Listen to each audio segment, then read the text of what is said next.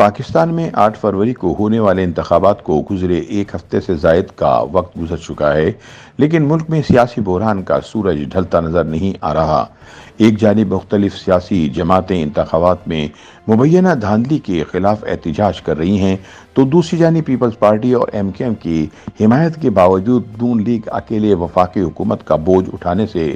گریزاں دکھائی دیتی ہے۔ خیال رہے کہ الیکشن کمیشن کی جانب سے جاری کیے گئے حتمی اور غیر سرکاری نتائج کے مطابق مسلم لیگ نون قومی اسمبلی کی 75 نشستوں پر کامیاب ہو پائی ہے، جبکہ پاکستان پیپلز پارٹی کے 54، ایم کیو ایم پاکستان کی 17 اور دیگر جماعتوں کے 25 امیدوار کامیاب ہوئے ہیں، جبکہ اس الیکشن کے نتیجے میں پاکستان تحریک انصاف کے حمایت یافتہ آزاد امیدوار 93 سیٹیں جیتنے میں کامیاب ہوئے ہیں، یعنی کسی کو بھی سادہ اکثریت حاصل نہ ہو سکی ہے۔ اس صورتحال میں تمام جماعتیں آغاز میں تو وفاق میں حکومت بنانے کے لیے سیاسی جوڑ توڑ اور حکومتی اتحاد بنانے کی کوشش کرتی نظر آئیں، لیکن آہستہ آہستہ حکومت بنانے میں ہچکچاہٹ دیکھنے کو مل رہی ہے۔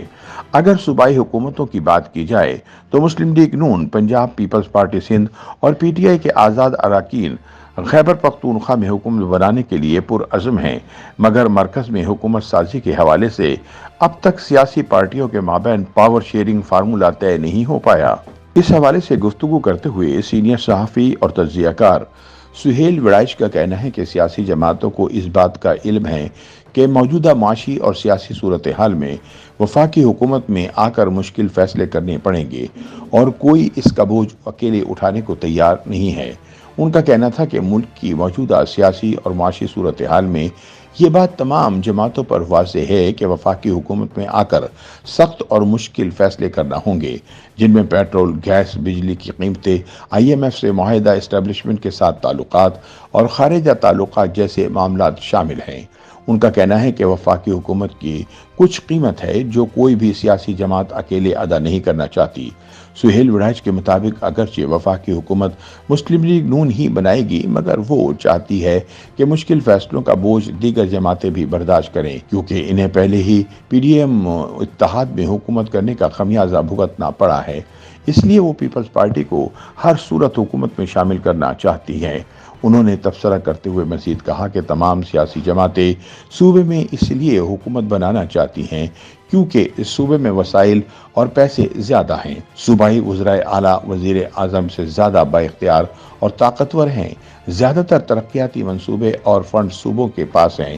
انہوں نے کہا کہ سیاسی جماعتوں کو اپنے اندر اتنی صلاحیتیں پیدا کرنی چاہیے کہ وہ وفاق میں حکومت کر سکیں۔ انہوں نے کہا کہ نواز شریف آج تو سب کو حکومت کا کہہ رہے ہیں، لیکن 9 فروری کی تقریر میں انہیں پی ٹی آئی کو وفاق میں ساتھ حکومت بنانے کی دعوت دینی چاہیے تھی۔ وہ سینئر سیاستدان ہیں، انہیں آگے بڑھ کر لیڈ کرنا اور ملک کو مشکل حالات سے نکالنا چاہیے۔ دوسری جانب سینئر صحافی اور تجزیہ کار عاصمہ شیرازی کا کہنا تھا کہ تمام سیاسی جماعتوں کی جانب سے بالکل ایسا تاثر دیا گیا کہ وہ وفاق میں حکومت بنانے سے گریزاں دکھائی دیتی ہیں۔ ان کا کہنا ہے کہ اس کی کچھ وجوہات اور عوامل تو بہت واضح ہیں، جن میں مہنگائی، خراب معاشی صورتحال، آئی ایم ایف سے معاہدہ، بجلی، گیس اور پیٹرول کی قیمتیں وغیرہ شامل ہیں۔ عاصمہ شیرازی کا کہنا تھا کہ اگرچہ عسکری حلقوں نے ایک اعلامیے کے ذریعے یہ کہا ہے کہ ملک میں ایک قومی حکومت بنائی جائے، مگر سیاسی پارٹیاں اس پر ہچکچاہٹ کا شکار ہیں۔ ان کا کہنا تھا کہ یہ صورتحال ملک کے پارلیمانی نظام اور جمہوریت کے لیے سود مند نہیں ہے۔ مسلم لیگ نون ہو یا پیپلز پارٹی یا پی ٹی آئی کے حمایت یافتہ آزاد اراکین، وہ وفاق میں آ کر سخت فیصلوں کی ذمہ داری لینے سے گریزاں ہیں۔ یہاں سوال پیدا ہوتا ہے کہ اس کمزور پارلیمانی نظام میں حکومت سازی کا معاملہ کتنی طوالت اختیار کرے گا۔ اس بارے میں بات کرتے ہوئے عاصمہ شیرازی نے تبصرہ کیا کہ اس کا حل یہ ہے کہ حکومت سازی کے عمل سے پہلے تمام سیاسی جماعتوں کو قومی معاملات پر اکٹھا ہونا ہوگا، معاشی معاملات سے متعلق ایک قومی اتفاق رائے کرنا ہوگا، کسی معاہدے پر پہنچنا ہوگا جس کے تحت معاشی فیصلوں کی ذمہ داری سب پر عائد ہو۔ ان کا کہنا تھا کہ مشرف دور کے بعد بھی پاکستان کو ایسی صورتحال کا سامنا تھا، مگر اس وقت معاشی بحران اتنا سنگین نہیں تھا۔ وہ کہتی ہیں کہ جو جماعتیں اس عمل میں شامل نہیں ہوتی ان کو تمام مسائل کا ذمہ دار قرار دیا جائے، کیونکہ اگر ان معاملات پر بات نہیں ہوتی تو پہلے سے ہی کمزور پارلیمانی نظام میں اس حکومت کا وجود بننے سے پہلے ہی خطرے میں ہوگا۔